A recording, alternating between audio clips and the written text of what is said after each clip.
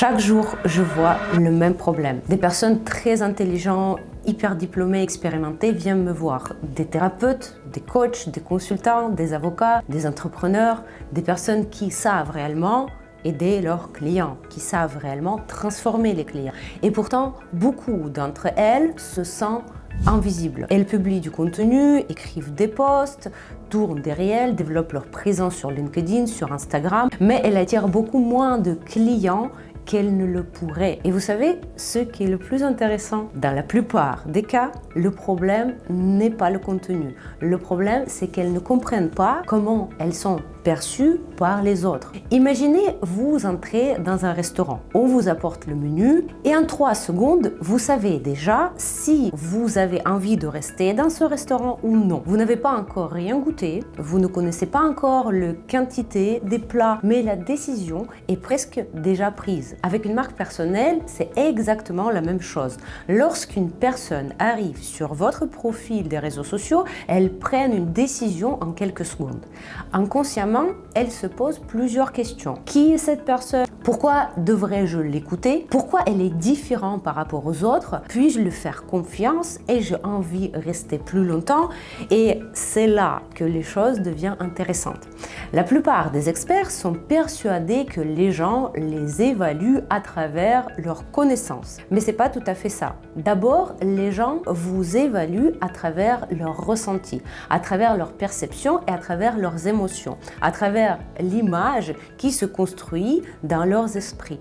Et seulement ensuite, ils évaluent votre expertise. C'est pourquoi il est possible d'être un excellent professionnel et de perdre face à quelqu'un qui en sait moins, mais qui maîtrise mieux l'attention. C'est précisément pour cette raison qu'il est aujourd'hui essentiel de comprendre les déclencheurs de l'attention. Et ça marchera pour vous dans le monde digital, mais aussi dans la vie réelle. Donc, il y en a 7 déclencheurs de l'attention. Le premier, la contradiction. Notre cerveau réagit à tout ce qui sort du cadre habituel. Si je dis « il faut publier davantage de contenu », c'est banal, tout le monde a déjà entendu cela.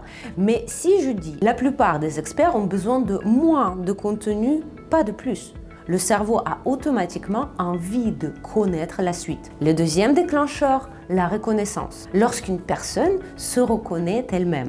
Par exemple, avez-vous déjà eu l'impression de travailler plus que tout le monde, tout en recevant moins d'attention que vos concurrents? Beaucoup de personnes répondent mentalement oui, parce qu'elles se sentent concernées. Le troisième déclencheur, c'est le statut.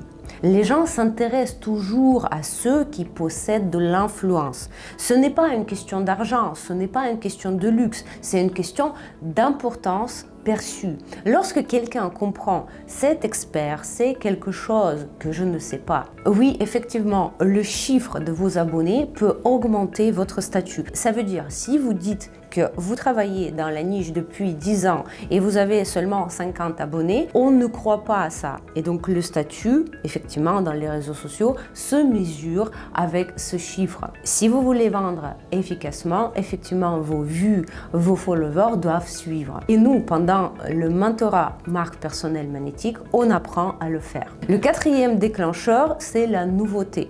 Notre cerveau est programmé pour rechercher ce qui est nouveau. C'est pourquoi nous sommes attirés par des idées inhabituelles, les points de vue originaux, les conclusions inattendues.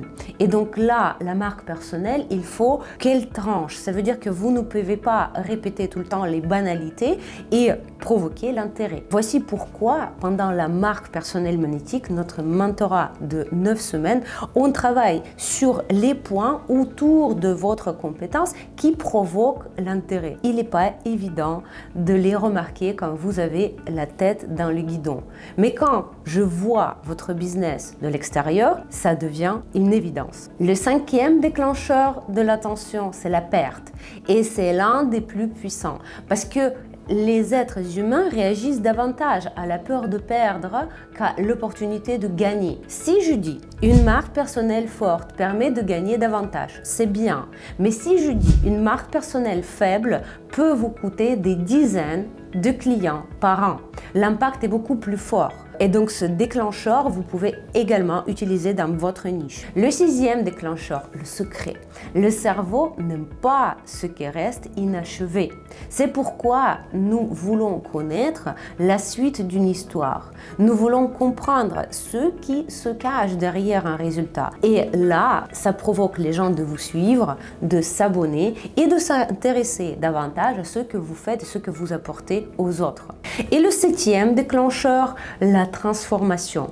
Le plus important, parce que les gens n'achètent pas de l'information. Les gens achètent une nouvelle version d'eux-mêmes. D'ailleurs, si vous voulez savoir comment ces déclencheurs peuvent être appliqués dans votre communication, dans votre marque personnelle, je vous invite de prendre le rendez-vous personnalisé avec moi. C'est offert. Le premier rendez-vous est important pour vous et pour moi aussi. Vous avez le lien pour discuter avec moi personnellement pendant 20 minutes. Ne ratez pas cette possibilité parce que ça peut changer tout dans votre carrière et dans votre marque personnelle. Je vous dis à très vite.